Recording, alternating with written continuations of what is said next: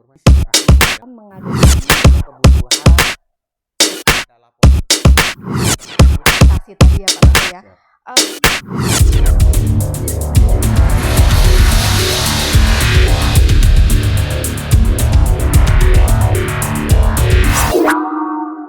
Assalamualaikum warahmatullahi wabarakatuh. Selamat sore, salam sejahtera dan salam sehat kepada Sobat Ekspor dimanapun Bapak Ibu berada. Senang sekali saya kali ini yang akan menjadi moderator nulis koma video suara di PPIJP. Di mana kali ini edisinya berbeda nih dan juga spesial ya terkait dengan temanya dan juga narasumbernya.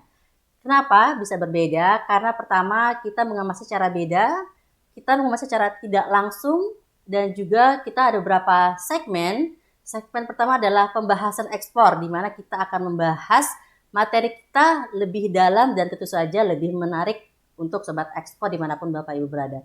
Yang kedua, ada segmen BTS nih, BTS Ekspor. Apa tuh BTS Ekspor? Bisa tanya-tanya seputar ekspor. Nah ini juga lebih menarik juga nih karena kita berusaha interaktif dan juga ingin mengetahui seperti apa sih permasalahan yang dihadapi oleh Sobat Ekspor dimanapun Bapak Ibu berada. Nah terkait dengan tema kita nih, biasanya UMKM itu melihat kontrak dagang itu tidak penting. Misalnya nih dapat orderan dari WA udah cukup, lalu kita mengerjakan orderannya. Padahal kalau jika ada masalah, pertanyaan paling diutamakan adalah apa? Pasti akan ditanyakan bagaimana kontraknya, bagaimana perjanjiannya nih. Nah kali ini kita akan membahas dengan narasumber kita yaitu Pak Ismita Rahman yang sudah berpengalaman sekali terkait dengan tema ini. Halo, apa kabarnya Pak Ismita? Kabar baik, terima kasih Bu Nurul atas kesempatan yang diberikan untuk bisa ikut di dalam acara obrolan ekspor ini. Siap. Kita ketemu lagi nih Pak ya? Baik. Udah lama ketemu nih Pak ya? Baik Pak Ismita, kita langsung aja nih terkait dengan pembahasan kontrak dagang. Pertanyaan pertama, sebenarnya apa sih Pak yang dimaksud dengan kontrak dagang ekspor dan bedanya dengan kontrak dagang yang biasa itu apa Pak? Ya, terima kasih Ibu Nurul, para sobat ekspor semua.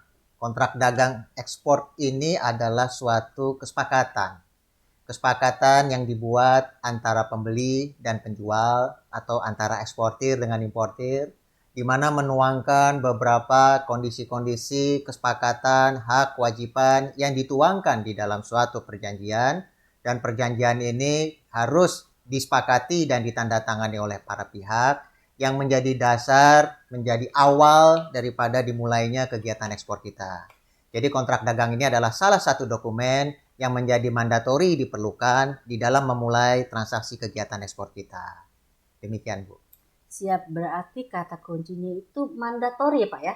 Pastinya Ibu Nurul. Jadi saya sarankan kepada para UKM, para eksportir kita, setiap kita melakukan kegiatan ekspor, yaitu pengiriman barang ke luar negeri, sepatutnya dan menjadi sesuatu yang sangat penting, harus disiapkan juga. Tidak sekedar menyiapkan barangnya, tetapi sebelum kita mengirim barangnya, kita sudah siap dengan kontrak perdagangannya atau kontrak ekspor kita atau kontrak ekspor sales kontrak kita. Baik, jadi meskipun kuantitinya kecil atau besar, itu kita tetap wajib ya Pak ya menyiapkan kontrak dagangnya. Ya, memang mengenai nominal ini terkait dengan resiko. Semakin tinggi nominalnya, resikonya semakin tinggi juga. Ya, tapi bukan berarti dalam nominal kecil pun kita menjadi lalai dan lupa menyusun atau membuat kontrak dagang kita. Karena baik kecil maupun besar menjadi dasar bagi kita apabila terjadi ketidaksepahaman di dalam menjalankan kegiatan ekspor kita.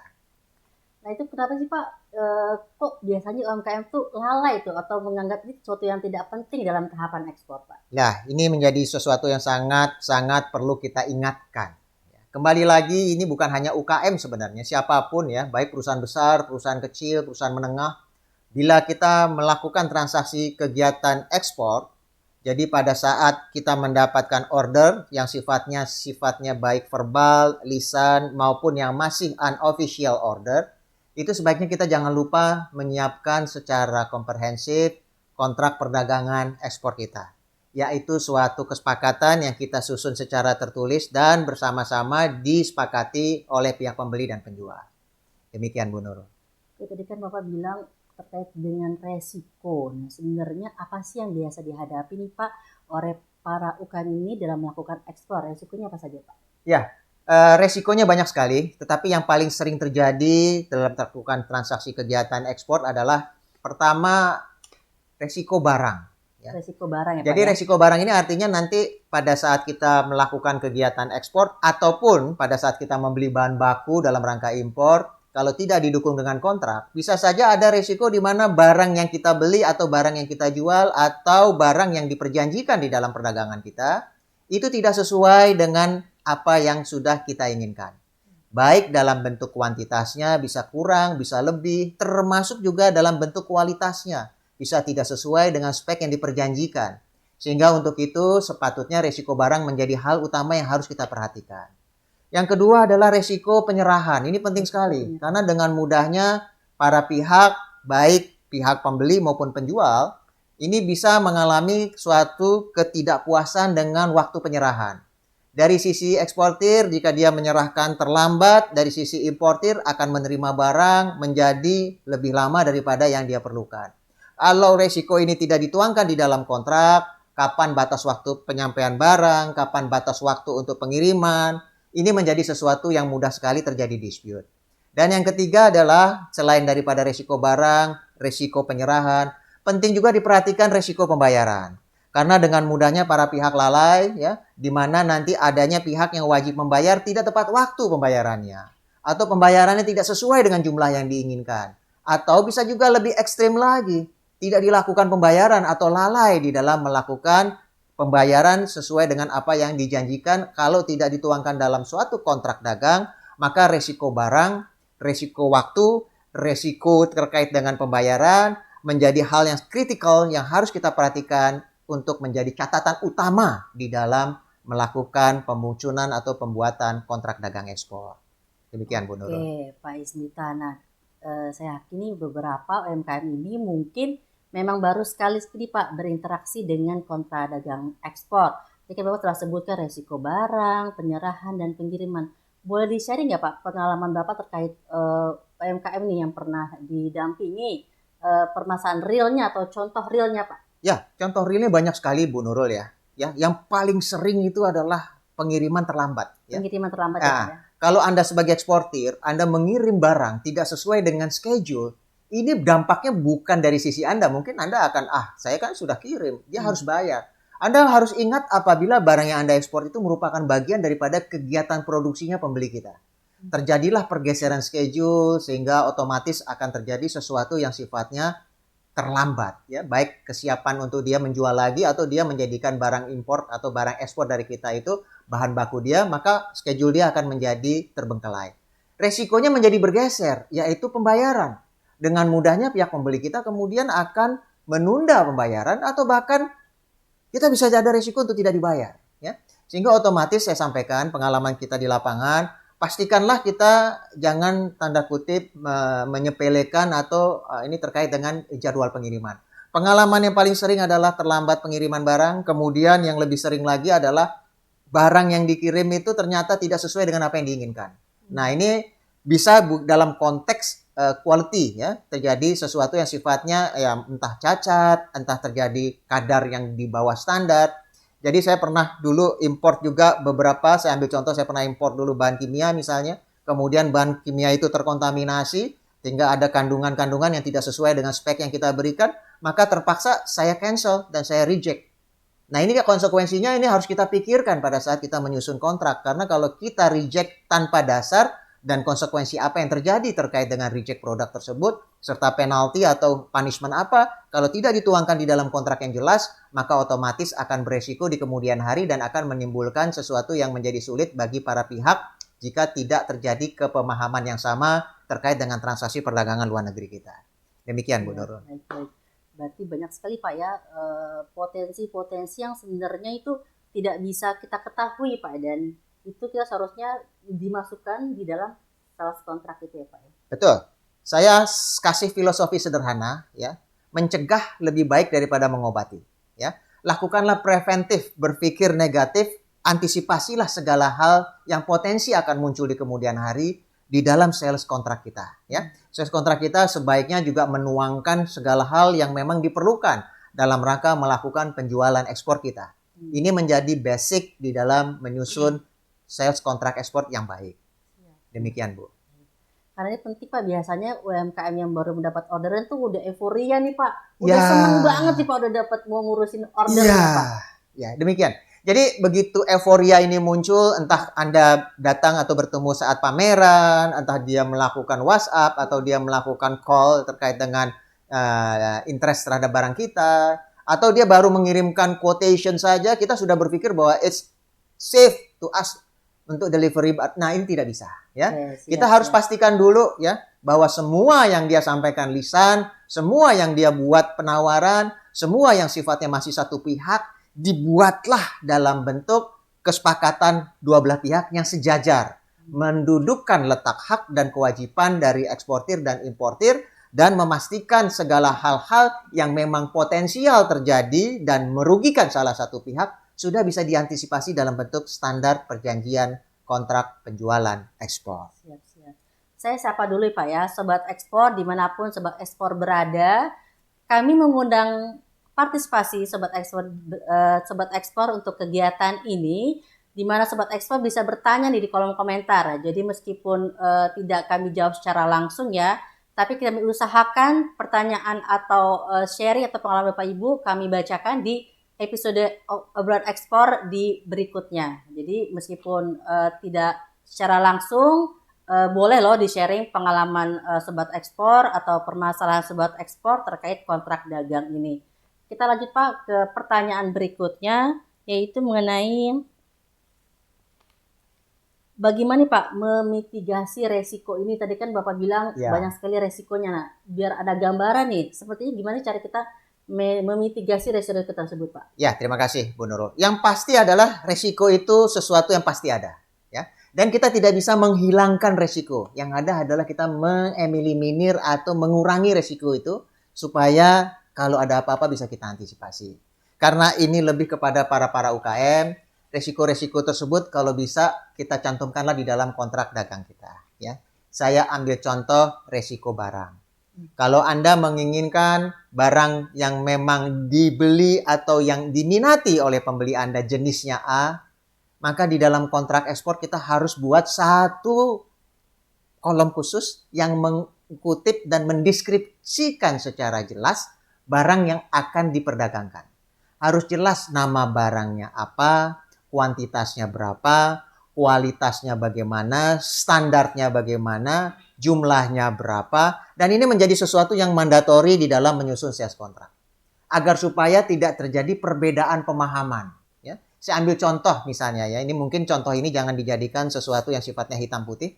Misalnya Anda bisa memproduksi lada yang kadarnya kurang dari 25%. Pastikan jenis barang yang Anda ekspor tersebut adalah lada dengan kualitas kurang dari sekian persen kadar airnya. Deskripsikan kuantitasnya berapa, kualitasnya bagaimana, kemudian jenisnya apa. Kemudian setelah barang itu lengkap, Anda juga lalu memikir kepada hal yang kedua. Kira-kira setelah barang apa yang mesti kita siapkan? Yang pasti adalah di harga berapa dia ingin membeli. Pastikan bahwa price menjadi sesuatu yang penting untuk kita jelaskan di dalam kontrak ekspor kita. Kalau berbicara harga, Anda juga mesti jelaskan juga. Atas basis apa penetapan harga tersebut? Anda harus mengerti mengenai Incoterm. Ya, yang paling sering saya ambil contoh misalnya FOB, CIF, atau CFR. Misalnya FOB, berarti barang tersebut adalah free on board di pelabuhan yang tertulis di dalam kontrak kita. Saya ambil contoh paling mudah, FOB Tanjung Perak. Anda mesti memikirkan barang Anda tersebut termasuk bagaimana ongkos kirim sampai dia bisa muat di pelabuhan muat, biaya clearance-nya dan lain sebagainya. Dan ini menjadi dasar penetapan harga. Sehingga harga harus tertulis FOB Tanjung Priok senilai berapa. Kemudian dalam mata uang apa. Kemudian lebih penting lagi, kapan dia harus bayar. Apakah atas unjuk, apakah berjangka. Kalau berjangka berapa lama jangka waktu pembayarannya. Dan kemana pembayarannya itu dilakukan. Ke rekening siapa. Dan apa metode pembayarannya. Apakah menggunakan LC, ataukah menggunakan collection, atau cukup hanya menggunakan transfer saja.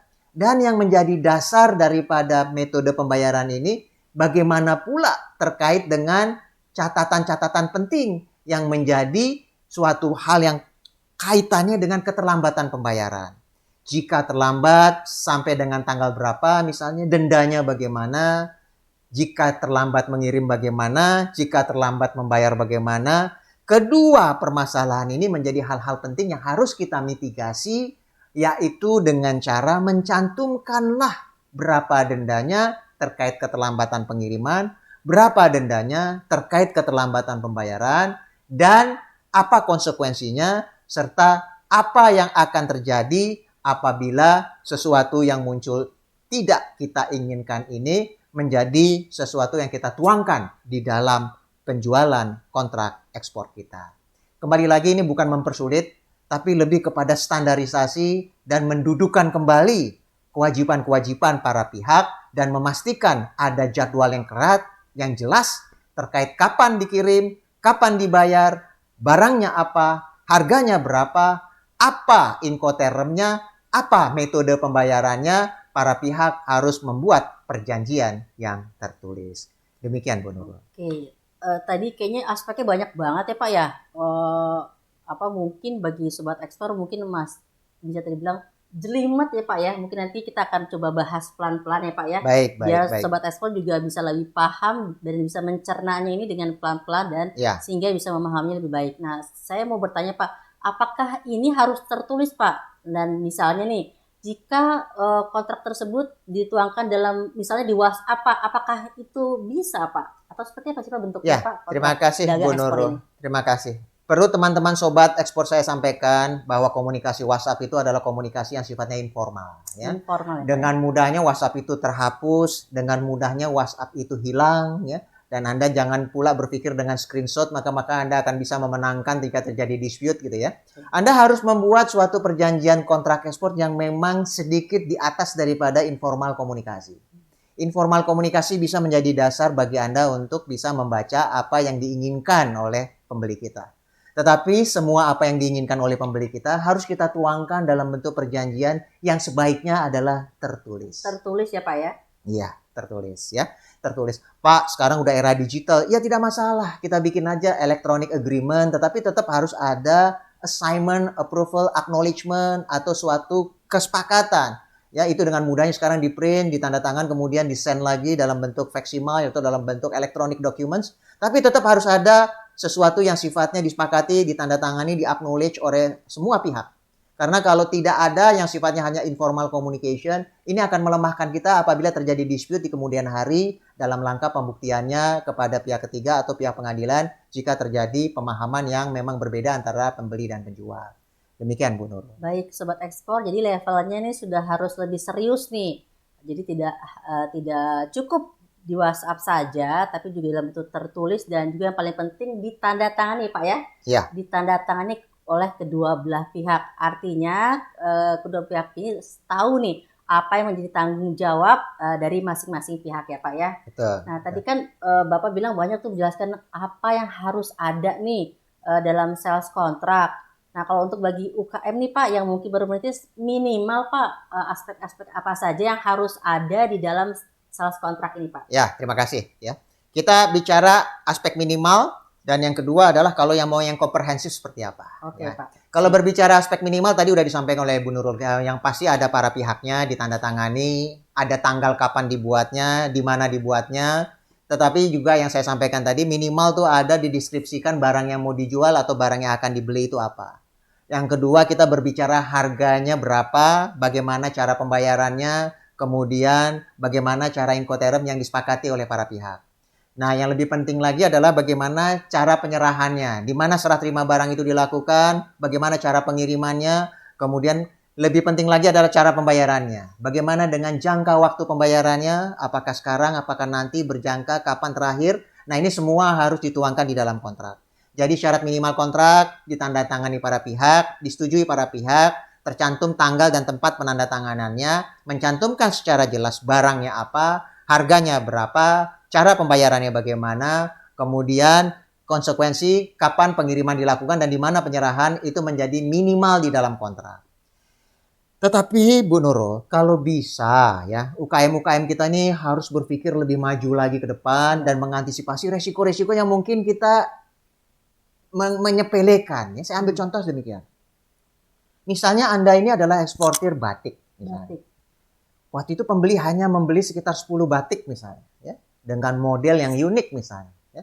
Anda harus berpikir keras juga. Ada potensi kecurangan-kecurangan. Ya. Dengan mudahnya batik kita itu nanti di copy pastekan modelnya dengan dia. Ya. Nah, salah satunya kalau bisa di kontrak kita, kalau kita memang menjual barang yang unik atau barang yang khas, cantumkanlah di dalam salah satu klausul kita adalah kita memiliki hak intelektual terkait dengan model desain batik yang kita jual. Kita minta kepada pembeli kita untuk tidak menduplikasi, tidak menjiplak, tidak menggandakan terkait dengan barang yang kita ekspor. Dan ini merupakan hak milik kita yang tidak boleh diperbanyak atau disebarluaskan untuk kepentingan komersial oleh pihak pembeli kita. Kadang-kadang kita eksportir suka lupa. Karena ada resiko terkait barang ekspor kita yang sifatnya nilai seni, nilai art, atau sesuatu yang sifatnya spesifik, itu nanti digandakan atau menjadi sesuatu yang memang diperbanyak tanpa izin dari kita. Nah, untuk itu jangan lupa ya, untuk sobat-sobat ekspor yang memang eksportir yang sifatnya kerajinan, yang unik, kita cantumkanlah hak paten kita, hak intelektual kita, di mana pembeli kita tidak berhak untuk menambah atau memperbanyak tanpa seizin kita. Ya, formatnya seperti apa nanti bisa saya komunikasikan secara standar. Tapi itu baru salah satu faktor. Ya. Tetapi kalau Anda menjual sesuatu yang sifatnya mass product, mungkin kita tidak perlulah mencantumkan itu. Karena itu dengan mudahnya ya memang ada di mana-mana. Misalnya komoditas atau barang-barang yang memang bukan barang-barang yang memiliki nilai intelektual. Tetapi kalau memang kita memiliki nilai seni, nilai karya, pastikanlah itu tidak terjadi duplikasi atau pengalihan daripada kekayaan intelektual kita. Demikian Bu Nurul. Siap, baik Pak Is. Terima kasih. Nah, Sobat Ekspor nih, pemahamannya sudah lebih detail lagi nih terkaitnya sales kontrak. Kalau tadi Pak SP telah menjelaskan bahwa minimal harus ada terkait dengan deskripsi barangnya Pak ya, terkait dengan harga, waktu kirim dan sebagainya. Nah, untuk produk-produk yang spesifik nih yang terkait dengan hak cipta perlu juga loh ditambahkan aspek-aspek seperti tadi tentang hak cipta ya Pak ya. Iya. Jadi perlu jelas lagi nih produk kita seperti apa dan kira-kira aspek yang perlu penting nih ada dalam sales kontrak itu seperti apa. Pak Ismita terkait dengan sales kontrak kan tadi ada istilah waktu dan cara pembayaran maupun waktu pengiriman. Sobat Ekspor perlu tahu tentang Incoterm nggak sih Pak untuk sales kontrak ini? Ya, sebenarnya kalau kita bicara ekspor, itu adalah sesuatu mata rantai yang sama dengan impor. Karena mungkin eksportir juga perlu bahan baku untuk produksi, tetapi bahan baku itu bisa saja dalam bentuk impor. Ya, kita harus juga mengerti ya transaksi impor dalam rangka memang kegiatan ekspor. Jadi ini adalah sesuatu yang sifatnya tidak bisa kita pisahkan. Pemahaman kita membuat kontrak dagang dalam rangka ekspor dan juga dalam rangka impor untuk menunjang ekspor kita. Ya, ada satu hal yang mungkin kita juga saya ingatkan, dan ini sangat penting, mendudukkan secara jelas terkait dengan kewajiban biaya. Karena setiap kita melakukan kegiatan ekspor itu berbeda dengan kegiatan lokal. Muncullah biaya-biaya ya yang berbeda dengan kegiatan lokal ya. Biaya-biaya ini macam-macam secara garis besar, biaya tambahan yang mungkin timbul dari kegiatan ekspor kita. Contoh konkret, biaya custom, biaya clearance, biaya terkait dengan survei, biaya terkait dengan cara pembayaran kita misalnya, biaya terkait dengan pengiriman barang, dengan asuransi, dengan biaya terkait dengan pengiriman freight-nya. Ini semua harus jelas. Ya. Apa yang ingin saya sampaikan, Sobat Ekspor, pastikan biaya-biaya itu tercantum dengan jelas di dalam kontrak ekspor kita. Berapa nominalnya, siapa yang menanggung, dan menjadi kewajiban siapa terkait biaya tersebut. Karena kalau kita tidak cantumkan secara jelas aspek biaya dan menjadi kewajiban siapa biaya, itu dengan mudahnya nanti pada saat kegiatan ekspor kita lakukan dan kita klaim kepada pembeli kita mengatakan, oh, it's not belong to us, it's not our responsibility. Ya, it should be born to you. Nah, ini kalau udah seperti ini nanti kita akan menjadi kesulitan. Ya. Nah, kita harus paham bagaimana menyusun kesepakatan terkait dengan biaya ini. Tanggung siapa dan berapa dan bagaimana nanti mengeksekusi biaya ini.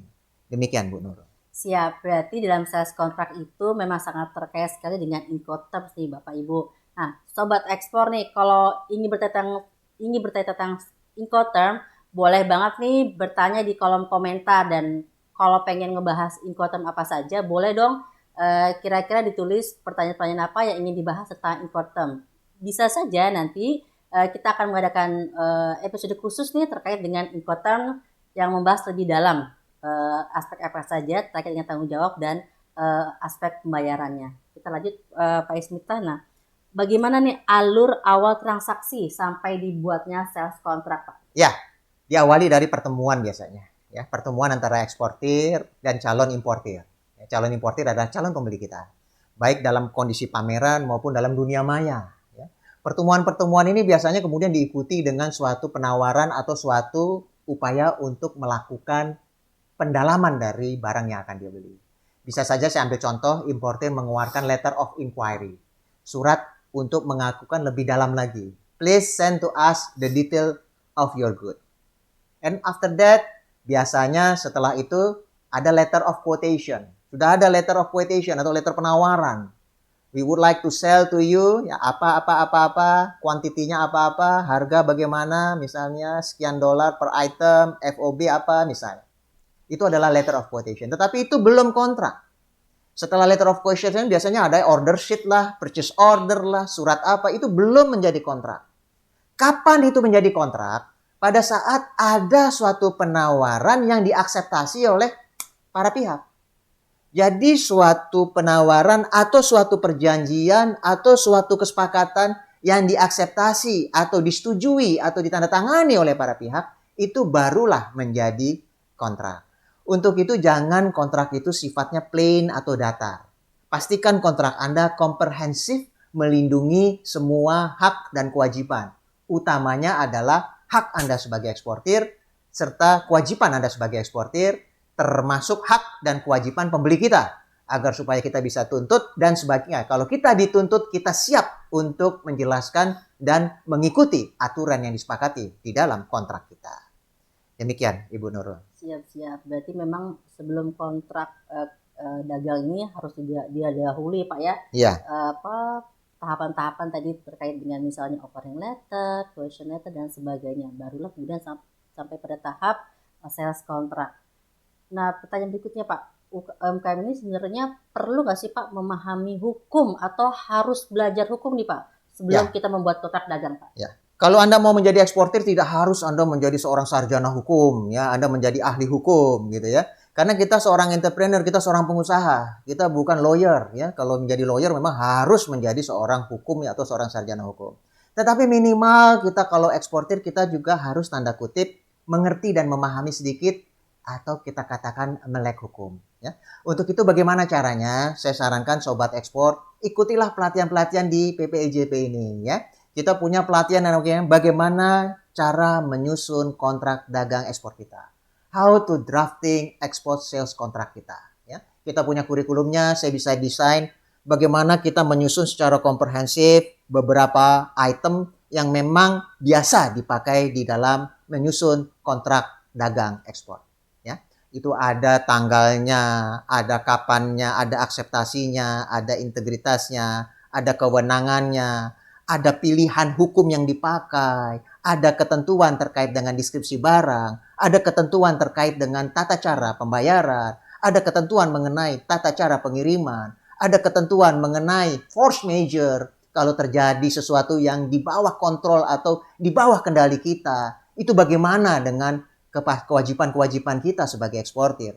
Nah, nanti kita buatlah suatu training, bukan menjadikan Anda seorang ahli hukum, bukan. Tetapi menjadikan Anda memahami bahwa kita punya resiko, dan resiko ini setelah kita tuangkan di dalam perjanjian, dan perjanjian kita di dalam menjual barang itu juga menuangkan potensi-potensi resiko tersebut, sehingga resiko tersebut kita bisa mitigasikan. Jadi kembali lagi, belajarlah ya di PPEJP dan pastikan kita bisa membuat kontrak dagang ekspor, bukan kontrak yang memang menjadi sulit, tetapi menjadikan terstandar. Karena susahnya hanya sekali. Begitu yang kedua, yang ketiga kali itu hanya template saja. Hanya tinggal menggantikan kapan ditandatangani, menggantikan komoditasnya kalau Anda ganti barang, atau juga menggantikan terkait dengan para pihaknya kalau Anda ganti pembeli. Sehingga kalau Anda sudah punya standar, saya pastikan akan menjadi lebih mudah. Tapi dalam menyusun standar ini kita harus belajar. Dan kalau kita belajar ya kita harus memahami. Yang paling mengerti terkait dengan kontrak adalah kita sendiri yang akan menjual barang yang akan kita ekspor tersebut.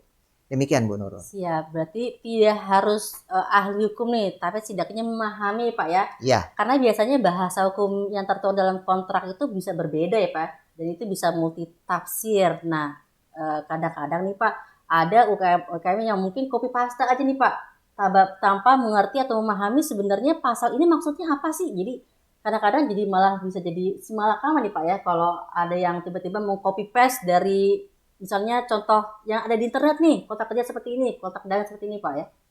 Jadi begini Bu Nurul, saya tidak melarang kita copy paste. Ya. Memang copy paste adalah suatu cara yang paling mudah di dalam menyusun suatu kontrak dagang ekspor. Tapi pastikan apa yang kita copy paste kita memahami apa isi daripada yang kita copy paste dan kita memahami apa resikonya terkait dengan pasal-pasal tersebut. Ya. Sehingga kalau kita bisa memahami dan bisa melakukan suatu mitigasi resiko, kita bisa memodifikasi kontrak dagang tersebut agar sesuai dan bisa disepakati oleh para pihak. Ya, kembali lagi copy paste bukan sesuatu yang tanda kutip tidak boleh, tetapi itu menjadi sesuatu yang paling penting sepanjang kita bisa paham dan mengerti apa yang kita copy pastekan tersebut. Jadi kan kadang-kadang tuh Pak ada, wah kata-katanya keren nih kayaknya bahasa hukum banget nih gitu. Ya inilah ya tidak usah terlalu bikin kita terkesima dengan sesuatu yang sifatnya subjektif, tetapi lebih penting adalah belajar bagaimana memahami daripada setiap pasal tersebut ya. Sekarang banyak sekali literatur, banyak sekali yang bisa dikonsultasikan. Kita punya PPIJP seperti ini, banyak para pakar, para expert, nanti bisa tulis di bawah atau bisa WhatsApp kepada kita semua. Kita bantu nanti kalau ada pasal-pasal yang mungkin Anda tidak paham mengenai apa sih maksudnya dan apa intinya ya. Kalau kita paham apa intinya dan maksudnya dan tidak merugikan dan menguntungkan salah satu pihak, kita pastikan untuk mencantumkan kalau memang merugikan salah satu pihak, ya sebaiknya kita hindari dan kita negosiasikan bagaimana yang terbaik untuk para pihak. Demikian Bu Nurul. Nah Sobat Ekspor tuh udah dibuka oleh Pak Ismirta. Jika ada punya masalah boleh loh ditulis di kolom komentar loh terkait dengan pasal-pasalnya yang bisa jadi multitafsir nih. Ya. Dan balik lagi jika ada kesempatan kami akan membahas kembali nih terkait dengan permasalahan-permasalahan yang Sobat Ekspor hadapi terkait dengan kontrak dagang. Nah pertanyaan berikutnya Pak, kalau tadi kan aspek minimal, pertanyaan berikutnya prinsip-prinsip Pak sederhana yang harus ada dalam sales kontrak itu apa gitu? Ya, secara sederhana saya sampaikan bahwasannya Anda jangan hanya mencantumkan misalnya biaya. Ya, prinsipnya adalah kalau biaya berapa, kemudian tanggung jawab siapa, kemudian bagaimana. Nah ini paling penting ya. Nah saya ingin kasih tahu beberapa filosofi yang mendasar dulu terkait misalnya biaya atau terkait dengan kewajiban-kewajiban tanggung jawab siapa. Ya, misalnya mengirimkan barang, ini tanggung jawab siapa? Menyerahkan di titik ini tanggung jawab siapa? Prinsipnya yang penting adalah bagi saya dan bagi kita semua, kita ini kan negara kepulauan, ya, dan kita harus juga mengerti mengenai cara kita ekspor, ya. Jadi kita harus tahu Incoterm, International Commercial Trade Term. Incoterm yang biasa dipakai di dalam perdagangan karena kita negara kepulauan itu biasanya hanya 3, FOB, CFR, dan CIF. Tapi Anda mesti belajar semua Incoterm karena waktu kita terbatas. Saya ambil contoh yang paling gampang adalah CFR. CFR artinya cost and freight. Kita sebagai eksportir tanggung jawabnya apa? Menyiapkan barang sampai dengan on board di kapal termasuk membayar ongkos angkut. Freight cost-nya beban kita. Cantumkan di dalam kontrak dagang kita. CFR mana? Pelabuhannya di mana? Yang kedua, ada biaya-biaya setelah itu kan. Karena nanti setelah Anda kirim barang muncullah biaya. Ya. Biaya apa? Contohnya biaya bank. Saya ambil contoh yang paling gampang, biaya bank. Dari kegiatan ekspor tersebut, kalau pakai LC, biaya banknya apa contohnya? Ya kalau dari sisi mulai ya ada pembiayaan pembukaan LC. Ada biaya nanti setelah kirim barang negosiasi LC. Ada biaya terkait dengan advising atau biaya penerusan LC. Wah banyak ya Pak? Iya. Masa saya tulis satu-satu? Sebaiknya demikian. Misalnya, nego fee, advising fee, beban siapa? Ya, opening LC fee, beban siapa? Itu supaya clear. Pak, ada pasal pamungkasnya nggak? Ada. Ya.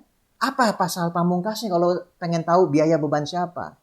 Di dalam ekspor-impor, itu ada istilahnya win-win solution. Ya. Anda tidak bisa mengatakan seluruh biaya-biaya menjadi bebannya importir. all the cost to be borne to the buyer. Iya, mana mau, dan mungkin bayarnya juga lama-lama juga akan ganti beli barang bukan dari Anda kalau Anda tidak mau tanggung jawab. Tapi juga tidak mungkin all the cost to be borne to the beneficiary. Semua beban menjadi bebannya eksportir. Itu juga nggak mungkin Anda menjadi seorang yang menanggung semua biaya. Jadi bagaimana Pak Erik yang baik? Kita harus win-win solution. Saya ambil contoh clue yang sederhana misalnya. All the costs in the beneficiary country to be borne to the exporter. And all the costs in the buyer's country to be borne to the importer. It's a win-win solution. Cukup kasih satu klausul, terset up semua. Seluruh biaya-biaya yang timbul di negaranya importir, bebannya importir. Seluruh biaya-biaya yang timbul di negaranya eksportir, itu bebannya eksportir. Sehingga kita tidak dispute lagi. Coba saya tanya, biaya pembukaan LC itu terjadi di negaranya importir apa negaranya eksportir, Bu Nurul? Pembukaan dari importir. Nah, dari situ jelas kalau kita gunakan itu, maka opening LCV bebannya bayar. Negosiasi fee terkait dengan dokumen, bebannya siapa? Mudah. Itu di negara mana terjadinya? Oh, terjadinya nego dokumen di negaranya eksportir. Maka itu menjadi bebannya eksportir. Tapi Anda juga harus tahu, unless otherwise stipulated on the contract. Semua bisa di-override, dirubah sepanjang dicantumkan di dalam kontrak. Makanya kita harus buat kontrak dagang ekspor untuk memastikan tanggung jawab siapa. Sekali lagi mungkin Bapak akan berpikir, Bapak Ibu berpikir, wah susah ya Pak. Tapi ini jauh lebih mudah di belakangan hari Pak.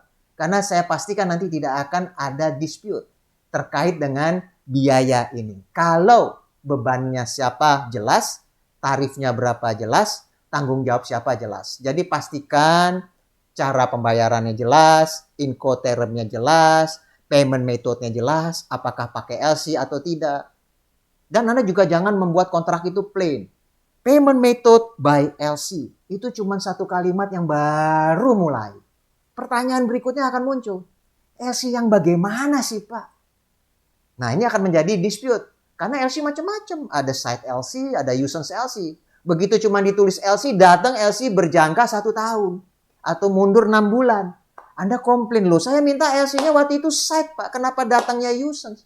Lihat lagi ke kontrak. Kontraknya dispute, kenapa? Karena sifatnya ambiguity, memberikan makna ganda. Kalau hanya ditulis LC. Bagusnya gimana Pak Erik? Makanya ikut kursus di PPEJP. Sehingga kalau bicara LC dia jelas. Jenisnya adalah irrevocable site LC settlement by negotiation. It's just a sample bahwa jenis LC yang Anda minta bukan usance, bukan deferred payment, bukan berjangka. Tapi LC yang Anda minta adalah LC yang pembayarannya atas unjuk. Nah, sebaiknya memang dicantumkan di kontrak tidak sekedar payment by LC, tapi payment by irrevocable site LC. Supaya tidak ada lagi nanti jenis LC yang datang tidak sesuai dengan apa yang kita inginkan. Ini bukan hanya masalah LC. Semua jenis barang, kapan pembayaran, kapan pengiriman, incotermnya apa, di mana terjadi penyerahan, dan apa yang harus kita lindungi terkait barang-barang ekspor kita, ya, supaya tidak ada terjadi hal-hal yang kita tidak inginkan di kemudian hari. Demikian Bu Nurul. Baik, tadi kan sudah ada pesan sponsor ya untuk belajar di PPEJP. Tapi benar loh Bapak Ibu, Sobat Ekspor, karena LC ini cukup terbilang banyak istilah teknis nih. Kalau kita belajar ibaratnya sedikit-sedikit Pak ya, tidak mendapat pemahaman yang komprehensif. Nah ini memang sudah banyak sekali testimoni Bapak Ibu yang sudah mengikuti pelatihan PPJP bahwa ketika kita belajar kita dari awal sampai akhir, runut sistematikanya, tentunya pemahaman terkait dengan LC, terkait dengan sales kontrak itu bisa lebih dapat nih gitu. Atau jika Bapak Ibu Sobat Ekspor nih belum bisa ikut pelatihan PPJP, kami sarankan untuk menonton obrolan ekspor atau webinar terkait dengan LC. Karena saya yakin nih pembahasan Pak Is tadi banyak istilah-istilah yang mungkin kalau kita pahami agak sedikit lebih lama ya. Jadi memang butuh sekali Sobat Ekspor untuk mempelajari terkait dengan tema-tema LC tadi. Banyak kan istilah tadi negotiating dokumen, negotiating bank ya. Jadi kami sarankan untuk melihat kembali atau mengulik kembali rekaman-rekaman terkait dengan LC ini. Kita lanjut ya Pak ya ke pertanyaan berikutnya. Eh, apa hal yang paling penting sih Pak ya, seberapa detailnya nih? Karena ada nih Pak pengalaman eksportir nih Pak, ketika ini produknya adalah gula aren. Ya. Dia di trader kemudian ngirim barang dengan merek tertentu. Ya. Nah, orderan kedua ternyata supplier dia tidak menyanggupi. Dia mengirimkan barang dengan merek yang B. Nah, di sales kontrak apa perlu Pak menuliskan dengan secara detail Pak terkait dengan deskripsi produknya? Karena kalau detail itu bisa menjadi buah simalakama si tradernya kan Pak ya, karena produk dari merek itu berbeda gitu Pak. Ya, terima kasih Bu Nurul ya. Ini kembali lagi terkait dengan deskripsi barang ya. Jadi di dalam transaksi ekspor, kalau Anda tanya sama saya, ya memang sebaiknya detail ya, supaya tidak dispute. Tetapi kadang-kadang dari pihak eksportir kalau bisa jangan detail supaya saya bisa tanda kutip bermain dari segala brand. Bisa saja di dalam deskripsi good di dalam kontrak kita hanya plain saja mengatakan jenisnya adalah gula aren misalnya. Tetapi kalau memang kita tidak detail, nanti pengiriman pertama barangnya brand A, kemudian pengiriman kedua barangnya brand B, terjadilah penolakan. Ya, terkait dengan pembeli yang menganggap bahwa dia mendapatkan barang yang tidak sesuai. Nah, makanya saya sarankan untuk mengantisipasinya kalau Anda ingin mengirim barang dengan berbeda brand, di dalam description of good-nya adalah barangnya adalah gula aren with any brand. Supaya jelas bahwa kita bisa menjual barang dengan brand apapun. Supaya tidak terjadi dispute di kemudian hari. Jadi kembali lagi Anda bisa bermain go global atau go spesifik. Kalau Anda ingin menggunakan go global, saya ambil clue-cluenya. Please send the good at any port of Indonesia. Itu lebih aman. Begitu Anda kirim dari Tanjung Priok, Tanjung Perak, mau dari manapun, Anda tidak akan dikomplain. Tapi kalau Anda mau go spesifik, ya Anda harus tuliskan pelabuhan muatnya. Sehingga dari pelabuhan muat lain Anda akan dikomplain.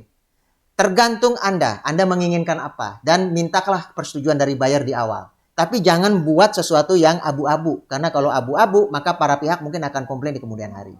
Demikian Bu Nurul. Siap. Baik Pak, terima kasih. Oh, tanpa terasa nih Pak, sudah 30 menitan lebih Pak. Kita membahas secara mendalam terkait dengan sales kontrak ekspor Pak. Terima kasih Pak, luar biasa Pak. Kita lanjut ke segmen berikutnya.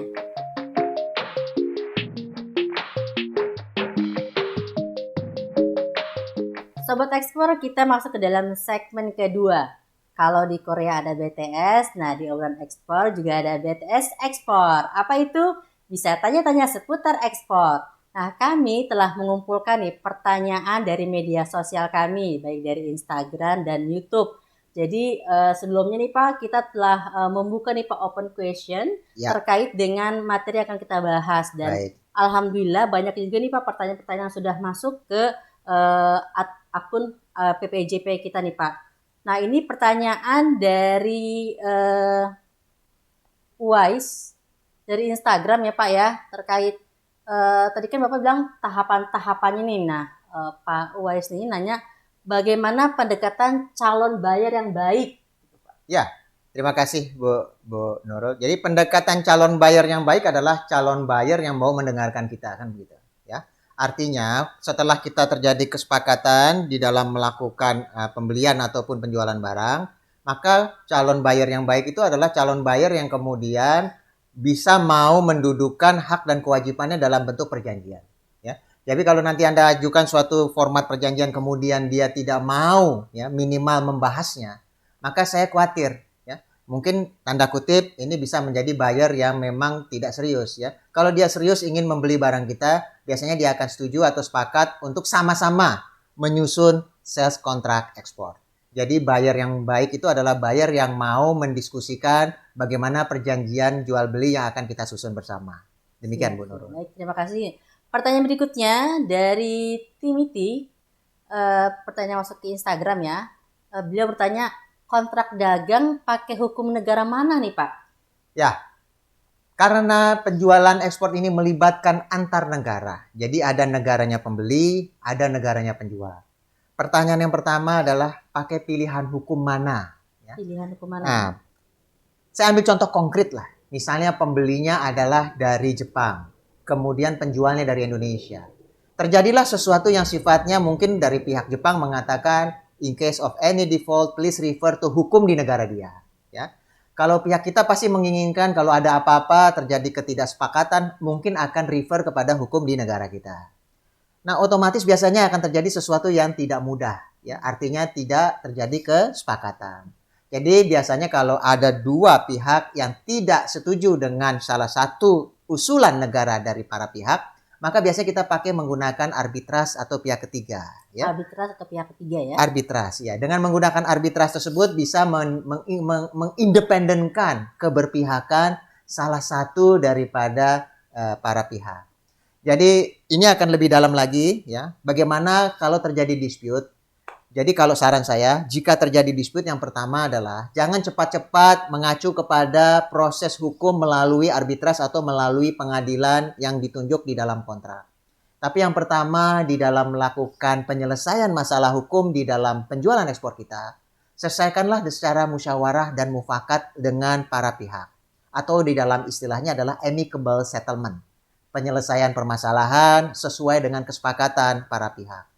Jika amicable settlement ini tidak terjadi, maka baru kita lari kepada arbitras. Biasanya arbitras itu ditunjuk arbitras di negara yang independen, yang tidak merupakan arbitras negaranya pembeli dan bukan arbitras negaranya penjual. Sehingga otomatis arbitras ini menjadi diterima di para pihak. Itu mungkin saran saya, Ibu Nurul. Ada bayan nggak sih Pak untuk negara independen itu negara mana Pak? Ya, saya tidak mengatakan satu negara tertentu lebih independen, satu negara tersebut menjadi tidak independen. Ya, biasanya kita mengacu aja kepada di mana ICC itu bisa menerbitkan publikasi-publikasi hukumnya. Nah, biasanya ada suatu negara di mana ICC itu biasanya mempublikasikan, nah biasanya refer kepada negara tersebut, ya. Tapi ini semua tergantung daripada para pihak antara pembeli dan penjual terkait dengan penunjukan arbitras. Indonesia juga punya arbitras, namanya BANI, Badan Arbitras Nasional Indonesia. Kita usulkan dulu arbitras negara kita. Ya, kalau pembeli kita nggak mau, barulah kita merujuk kepada arbitras yang independen, yang bukan negaranya pembeli dan bukan negaranya penjual. Demikian, Bu. Siap, baik-baik. Sebelum kita lanjut nih Sobat Ekspor, saya undang nih Sobat Ekspor jika ada pertanyaan atau berpartisipasi, silakan bertanya loh mengenai tema-tema yang dibahas. Atau Bapak Ibu pengen banget nih membahas suatu tema apa di luar dari tema ini, boleh banget loh. Kasih kami input terkait dengan tema-tema obrolan ekspor yang menarik dan penting juga nih untuk dibahas. Kita lanjut ke media sosial di YouTube ya. Ada pertanyaan ini, kami sudah merangkum beberapa pertanyaan dari Ibu Ruri Marista. Pak, jika produk sudah siap kirim, tapi pembayaran LC-nya bermasalah atau belum lunas. Nah, kita mengirim barang berpatok pada LC atau sales kontraknya nih Pak. Ini gimana nih Pak? Terima kasih Ibu Nurul. Jadi kita mesti mengerti dulu flow-nya. Ya. LC itu muncul setelah kontrak. Tidak pernah kontrak muncul setelah LC. Ya. Jadi yang lazim adalah buyer seller ketemu, tanda tangani kontrak. Di dalam kontrak cantumkan jenis LC apa yang kita inginkan. LC-nya datang, baru kita kirim barang. Dalam kasus Ibu jelas di sini. Barang belum dikirim karena kalimatnya adalah barang siap kirim. Tapi LC-nya bermasalah, ya. Saya asumsikanlah LC-nya bermasalah. Sudah pasti LC-nya bermasalah merujuk kepada kontrak. Pertanyaannya, kita tetap kirim barang atau tidak? Kalau kita mengirim barang berpatok pada LC atau berpatok pada kontrak? Nah, saya sarankan ya kepada Ibu Ruri, selesaikan dulu masalah LC-nya. LC-nya bermasalah, apa masalahnya? Jadi, apakah memang LC-nya diterbitkan tidak sesuai dengan apa yang diperjanjikan di dalam kontrak? Atau memang LC-nya setelah kita verifikasi mungkin berasal dari bank yang tidak kredibel, atau yang memang termnya di dalam LC tersebut bermasalah? Kalau LC-nya bermasalah, minta dulu amendment atau perubahan terhadap LC supaya sesuai dengan apa yang kita harapkan jenisnya sesuai dengan kontrak. Jadi dudukan dulu masalahnya. Kontraknya siap, LC-nya yang bermasalah kita betulkan dulu dalam bentuk amendment atau perubahan supaya sesuai dengan yang diperjanjikan dalam kontrak, baru kirim barang.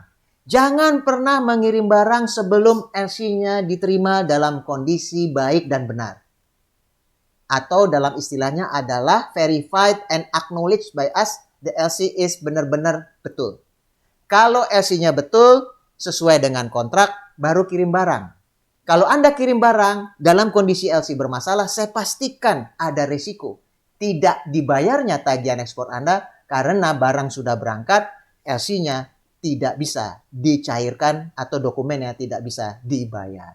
Demikian Bu Nurul. Siap, ini penting nih Sobat Ekspor untuk ketahui nih bahwa LC itu kalau bermasalah harus dibenerin dulu ya. Jangan sampai menggantung nih.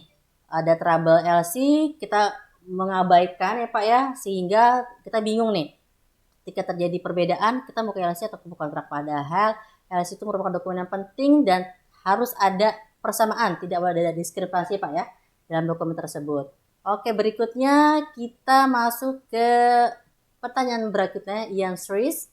Bagaimana caranya mengetahui kalau perjanjian buyer yang diberikan ke seller tidak merugikan pihak seller? Kalau ada poin-poin dari perjanjian yang diselipkan pihak buyer. Nah, seperti pertanyaan tadi Pak, mungkin ada kata-kata yang mungkin kita nggak paham nih Pak. Ternyata ini menyudutkan kita nih Pak. Ini bagaimana nih Pak menyikapinya? Ini permainan yang biasa lah. Ya, biasanya pembeli suka mencantumkan klausul titipan yang biasanya tanda kutip ya sangat memproteksi dan sangat berlebihan untuk kepentingannya dia. Tapi ini bisa dari sisi kiri, dari sisi kanan. Dalam pertanyaan Anda adalah klausulnya ini adalah si pembeli yang menitipkan yang merugikan si penjual atau eksporter. Dalam kasus seperti ini saya sarankan Anda jangan cepat-cepat kirim barang ya. Minta supaya discussion dulu di dalam drafting kontraknya. Kontrak jangan cepat-cepat Anda tanda tangani ya. Coba Anda negosiasi lagi ya. Minta klausul-klausul titipan tadi, klausul-klausul yang sangat-sangat memihak kepada buyer dinegosiasi ya, dilakukan upaya relaksasi supaya lebih fleksibel sehingga kita tidak akan pernah memenangkan semua kemauan kita. Minimal meletakkan dalam konteks win-win solution yang sudah saya sampaikan tadi. Sama-sama enak bahwa haknya pembeli ya pembeli, kewajibannya pembeli ya pembeli, haknya penjual ya penjual, kewajiban penjual adalah penjual. Kalau semua kewajiban digelindingkan kepada penjual dan si pembeli hanya mengambil hak-haknya, maka perjanjian ini menjadi tidak berimbang. Dalam kondisi perjanjian yang tidak berimbang, sebaiknya Anda tidak segera mengirim barang. Tapi negosiasikan dulu supaya kontraknya netral dan independen. Ya. Anda bisa konsultasikan ke kami seperti apa sih dan nanti kita akan bantu upaya-upaya untuk menetralkan supaya tidak saling keberpihakan kepada salah satu pihak saja. Demikian Bu Nurul. Siap, baik Pak Is. Nah, Pak Ian, pentingnya sekali nih Bapak Ibu memahami dari setiap ayat-ayat atau klausul-klausul ya yang tertuang dalam sales kontrak. Jangan sampai ini kalau ternyata ada poin-poin yang menurut kita tuh bisa jadi merugikan lah di kemudian hari. Selanjutnya pertanyaan yang berikutnya dari Raditya Kusuma Irawan. Apakah dalam quality yang dicantumkan di sales kontrak juga bagusnya dicantumkan prosentase terkait dengan keberterimaan atau toleransi barang yang kualitinya di bawah standar? Nah itu terkait dengan detail kali Pak ya. Seberapa detail yang kita harus distribusikan dalam sales kontrak Pak? Ya, terima kasih Bu Nurul. Ini saya mulai ngerti nih. Jadi ada tolerance dari quantity, ada tolerance dari quality. Ya, kita bahas satu-satu ya supaya komprehensif. Tolerance adalah suatu tingkat ambang diperkenankan terjadi penyimpangan dari nilai utama. Nah, kalau dari sisi quantity, tolerance itu mencakup Anda bisa mengirim lebih atau bisa mengirim kurang daripada yang diperjanjikan di dalam kontrak. Jadi tolerance dari sisi quantity itu biasanya tercantum di dalam description of good-nya. Misalnya barangnya apa? Barang terbagi dua. Ada barang yang uncountable good, ada barang yang countable good. Barang yang countable good adalah barang yang dapat dihitung nominalnya berapa, banyaknya berapa. Contohnya 30 karton, maka jelas bisa dihitung 30 karton.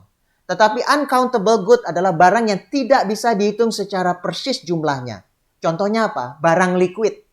Misalnya 1000 meter kubik, 1000 kiloliter, 100 meter kubik karena jumlahnya adalah volume. Nah, untuk barang yang uncountable good maka muncullah tolerance. Tolerance dari sisi quantity dulu, ya. Nah, aturannya bagaimana? Biasanya kalau menggunakan LC ada aturan internasionalnya melalui UCP 600. In case the wording, description of good using the tolerance, misalnya kata-kata is about, is approximately, is circa, dan beberapa terminologi similar lainnya, maka itu artinya diperkenankan plus minus quantity lebih kurang 10%. Jadi kalau 1000 Anda boleh kirim dari 900 sampai dengan 1100. Itu ada limitasinya plus minus 10%. Bisa nggak Pak? Saya nggak mau 10%. Bisa. Kalau tidak sesuai dengan standar, maka Anda harus tulis secara spesifik di dalam wordingnya.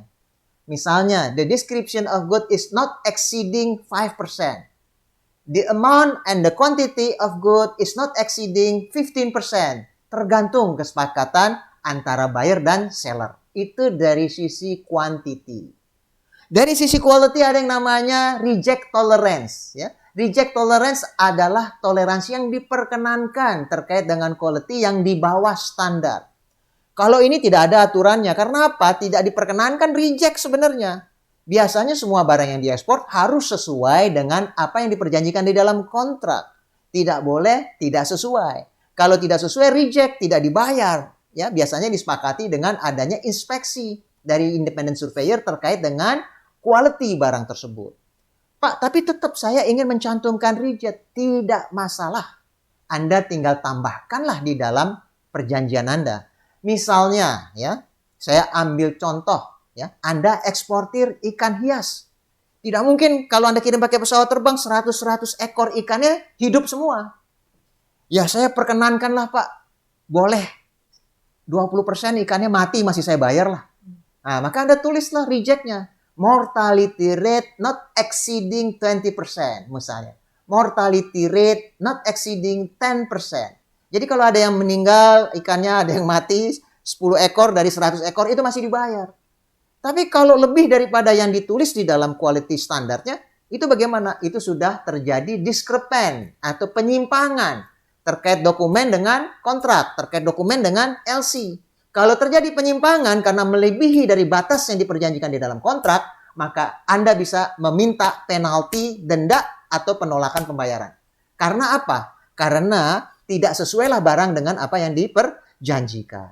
Tapi semua kembali lagi amicable settlement, penyelesaian secara musyawarah dan mufakat. Bagaimana sebaik-baiknya sesuai dengan kontrak. Kontraknya diantisipasi bahwa tolerance quality diperkenankan berapa persen. Tingkat kematian, tingkat kerusakan, tingkat pengurangan, tingkat pengeringan, tingkat penurunan quality, sampai sejauh mana yang allowable atau diperkenankan di dalam kontrak, itu menjadi syarat pembayaran dan dituangkan di dalam perjanjian. Berapa persen Pak? Terserah sesuai kesepakatan antara pembeli dan penjual. Demikian Bu Nurul. Ya, baik, terima kasih. Jadi Raditya Kusuma Irawan perlu sekali ya menentukan sekali tentang berapa persentasenya dan seberapa angkanya itu terserah dan perlu juga diketahui Pak requirement dari sebuah negara Pak. Misalnya contoh dengan terkait dengan pestisida untuk produk pertanian. Nah, kita harus tahu nih kira-kira toleransi berapa persen nih. Misalnya 0,01% yang boleh toleransi. Nah, Bapak Ibu harus tahu nih terkait dengan requirement-nya. Jangan sampai itu bisa jadi bumerang produk Bapak Ibu ketika sudah sampai di negara tujuan ekspor. Baik Pak Yesmita, kita sudah hampir 40 menit Pak, tanpa terasa nih Pak ya, sudah membahas cukup dalam ya, kalau menurut saya sudah sangat dalam. Nah gimana nih Sobat Ekspor, apa yang sudah Bapak Ibu rasakan nih? Apakah makin bingung ataukah sudah ada pencerahan sedikit tentang saras kontrak ini? Boleh loh di komentar di kolom komentar seperti apa atau ingin membahas apa lagi ini yang dalam, boleh sekali menuliskan tentang feedback Bapak Ibu terkait dengan episode kali ini. Terakhir Pak, boleh Pak penutup Pak kepada Sobat Ekspor terkait dengan tema ini Pak. Ya, terima kasih Sobat Ekspor semua. Sekali lagi saya sampaikan bahwa Sobat Ekspor harus belajar ya, khususnya belajar mengenai bagaimana cara menyusun ekspor kontrak. Pastikan Anda belajar di tempat yang tepat. Dan belajar di tempat yang tepat mengenai drafting daripada kontrak ekspor adalah di PPJP ini. Ya. Bukan menjadikan Anda seorang ahli hukum, tapi lebih mengenal bagaimana cara menyusun kontrak penjualan ekspor yang baik. Buatlah perjanjian dengan pembeli Anda. Pastikan bahwa Anda menggunakan standar kontrak yang baik untuk komoditas Anda, memproteksi semua pembayaran Anda, memproteksi semua kewajiban Anda, memproteksi semua hak-hak Anda, serta mendudukan secara berimbang antara eksportir dan importir, dan pastikan bahwa kontrak ekspor itu ditandatangani oleh para pihak, disepakati oleh para pihak, dan menjadi dasar untuk memulai kegiatan ekspor Anda. Demikian yang saya sampaikan, Sobat Ekspor. Jangan pernah menyerah, tetap belajar, tetap berjuang, tetap ikhtiar, dan pastikan Sobat Ekspor mempunyai kontrak yang memang benar-benar memproteksi para pihak dan menjadi acuan untuk melakukan kegiatan ekspor Anda. Terima kasih. Siap, mantap. Terima kasih Pak Ismirta terkait pesan sponsor tadi untuk pelatihan PJP. Kalau ada yang bertanya gimana sih cara daftarnya dan berapa harganya, saya sarankan untuk kunjungi website ppjp.kemendak.go.id. Di situ sangat jelas sekali terkait tanggal pelatihannya, berapa harganya, dan kemudian siapa saja yang boleh ikut nih. Semua UKM boleh loh Bapak Ibu, tidak harus yang memiliki perusahaan, jadi boleh pribadi ataupun UMKM. Baik, terima kasih buat ekspor. Kami sudahi acara ini. Kami mohon maaf jika ada kesalahan. Tetap semangat dan salam ekspor.